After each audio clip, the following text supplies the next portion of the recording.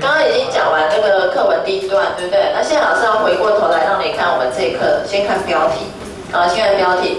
首先我们今天看，第5课左中义公义士。左中义公是什么？是人的什么名字？那他的名字其实就叫左什么？如果你刚刚有上课，你应该知道他的名字叫什么？左光斗。好，他就是左光斗。那左光斗先生的义士，那你就问我说，老师，那什么叫义士啊？好，来看一下第3点，义士是什么？正史所没有记载的是史事。好，那我们知道什么叫正史吗？每一个朝代结束了，然后下一个朝代他会帮前一个朝代修史书，把他的历史记下来。但是有没有可能把每一件事情都记录下来？不可能啊！有些事情很重要会记，有些事情可能没那么重要就不会记，对不对？啊，所以一定会遗漏很多事情。那这些遗漏了很多的事情，假设有透过口耳相传，一代传一代下来的话，那这些事情通通都叫做什么事？啊，这个字念义啊，所以正史没有写的东西，会一直口耳相传下来的，我们就称它为义事。好，所以我们今天要看的是左光斗先生的事情啊，关于他的事情。好，那我们来看一下第1点了。这篇文章什么时候写的？这篇文章是在清朝初年写的，所以距离我们大概300年前啊，大概300年前的时候，所以你可以看到文章你其实都读得懂啊，即使它是古文，但是你都读得懂，因为距离我们已经很接近了。我们曾经读过2000多年前的文章，对不对？那这个300年是小 case 了啊。好，那是谁写的呢？是方苞，这个字念包。方苞，那方苞写了这一个人的故事，那同学会说老师奇怪啊，请说，好，不要理他啊。那你会说老师那个方苞是清朝的人哦，你刚刚说哦，对不对？那左光斗先生是什么朝代的人？我告诉你，他是什么朝代啊？明朝末年哦。那我问你，他们认识吗？不认识。不认识，为什么会知道他的事情？是这样吗？对，讲对重点了，口耳相传。那这篇文章会交代是怎样口耳相传来的哦。好，很好啊。那方苞呢？他是怎样？他是根据他的爸爸在生前的时候转述的故事来写下来的。所以他爸爸告诉他的事情，他把它用文章记录下来啊，用文章记录下来。那他爸爸为什么会知道？后面还会告诉你他爸爸为什么会知道，因为连他爸爸也没见过他哦。他爸爸为什么会知道啊？好，那这边老师要接着来先看这边，左中义公叫左光斗，这个没问题的，对不对？老师让你知道一下，他是谁呀？他是明朝末年的忠臣。好，那可是这位忠臣他后来下场很惨，他被一个中国史上一个很坏的奸臣魏忠贤给害死。你以前有听过他吗？是个太监。他是个太监啊，他怎么样当太监？我等下跟你讲啊。他很坏，我讲过吗？确定吗？他把自己给阉掉了，就为了什么呢？是为了当太监，还是为了躲债？他为了躲债，然后只好躲到宫里面去，所以他就把自己给割了，然后就进去了，是不是啊？进去了之后，还想尽办法混成太监的老大。他跟谁接近？奶妈答对，对不对？他跟皇帝的奶妈变成好朋友，懂吗？啊，变成好朋友，然后就接近了皇帝啊，所以后来就甚至掌控了皇帝的一切，甚至你看人称皇帝叫万岁爷，对不对？老师说他叫什么岁？1000岁哦，9999千岁，你看大不大？10000减1等于多少？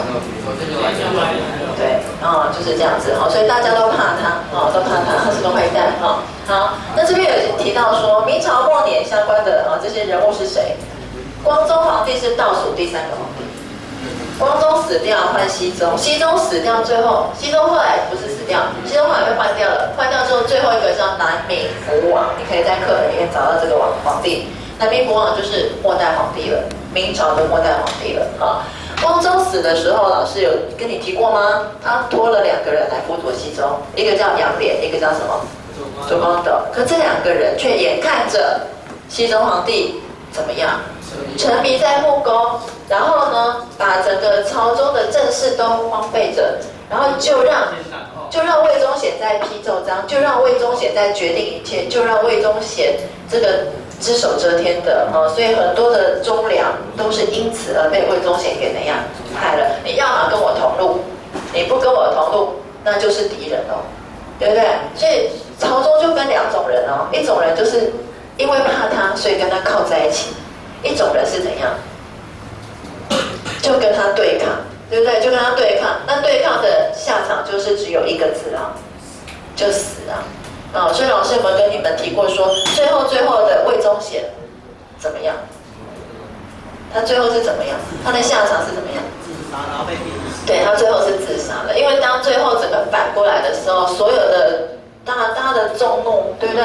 然后呢，要求最后一位南明福王加以把他绳之以法的时候，整个军队要带过去他家，要把他抓起来的时候，他就先自杀，而且告诉他的家人说：“曹操，赶快帮我下葬。”对不对？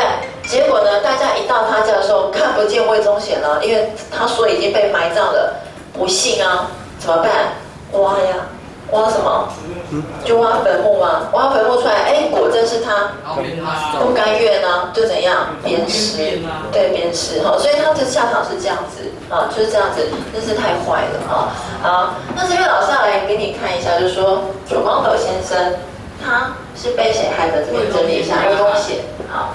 那他被害的时候，其实当时的他已经被抓到那个东厂里面监禁啊。可是你不要以为只是监禁啊，监禁的过程是非常的惨无人道啊，惨无人道。怎样惨无人道呢？他用各种的炮烙之刑。什么叫炮烙之刑？你知道吗？有听过这个刑罚吗？刮肉。好，当然有刮肉的，有刮肉的啊。那还有就是用那种很大块的铁块，然后把它怎样？烧成，让铁高温加热之后会变什么色？红色。红色的铁就这样给绕你的脸，绕你的身上，很痛。它绕他的脸哦，他的脸的那个皮肤都已经粘在一起，坏死，然后眼睛是睁不开啊，然后他的骨头都露出来在外面，还没死哦。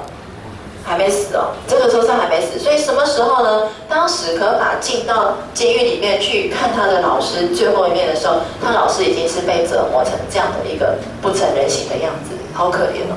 然后呢，站也站不起来，坐呢也坐不直，可是呢，他就靠在墙壁坐好，也不愿意躺下，因为他是一身的傲骨啊，一身的傲骨啊。所以左光斗的事情被谁转述出来的？被史可法，因为史可法在老师死前的时候去干嘛？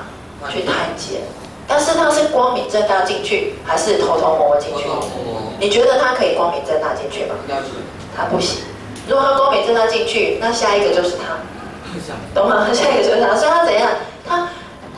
他去买通狱卒，然后呢，狱卒帮他设计成一个清洁工，打扮成清洁工的样子啊，然后进去夹垃圾、清大便啊，然后呢弄得脏兮兮的这样子混进去啊，然后呢最后是被老师赶出去的啊，但是他是哭着出去了啊，哭着出去之后，他每次提到老师这些事情，他就哭，因为他觉得老师真的是太可怜了啊，所以他去跟了谁讲呢？他跟一个人叫方图山，方图山是左光斗的女婿。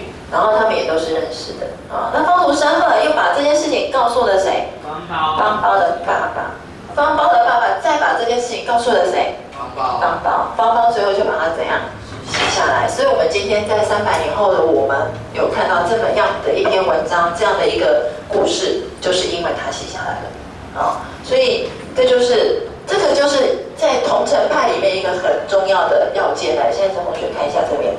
清朝末年有一派古文学家，他们称为桐城派。为什么叫桐城派？因为这些人通通是桐城人，桐城是一个城市，啊，是一个城市。那这个地方叫桐城，包括左光斗也是桐城人，只是他是在明朝，方包是在哪一朝？清朝，所以同样都是桐城的人，只是有先跟什么后而已啊。那这派桐城派的人，他们写作古文很有一套。而且他们有自己的主张，他们主张写古文一定要有3个要件，一定要有哪3个要件呢？第一个，他说要义，义是什么？就文章一定要有内涵，要言之有什么？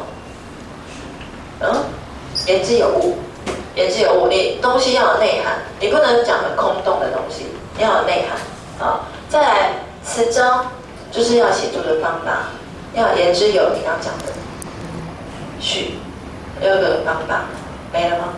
好，然后最后。